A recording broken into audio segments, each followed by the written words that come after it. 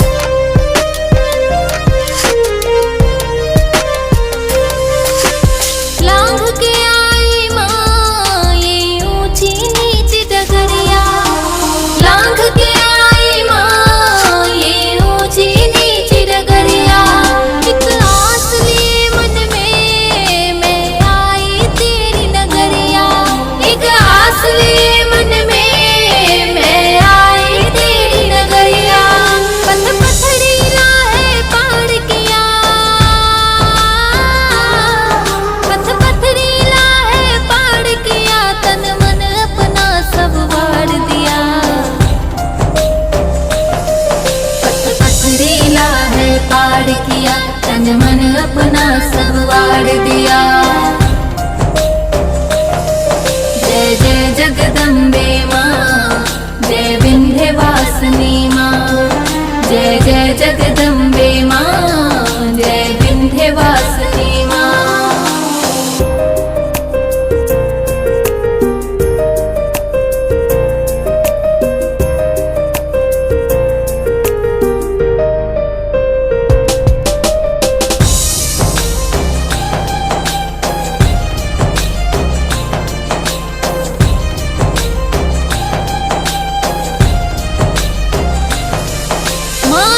भजन की खातिर मैं राग वेद ना लाई हूँ। माँ इस भजन की खातिर मैं राग वेद ना लाई हूँ। माँ पग धोने के खातिर मैं अश्रु कलश ले आई हूँ। माँ पग धोने के खातिर मैं अश्रु कलश ले आई हूँ। सबका उद्धार किया तूने, सबका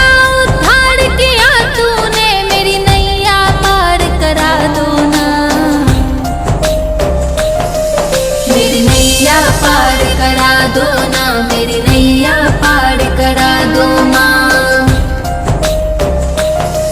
जय जय जगदम्बे माँ,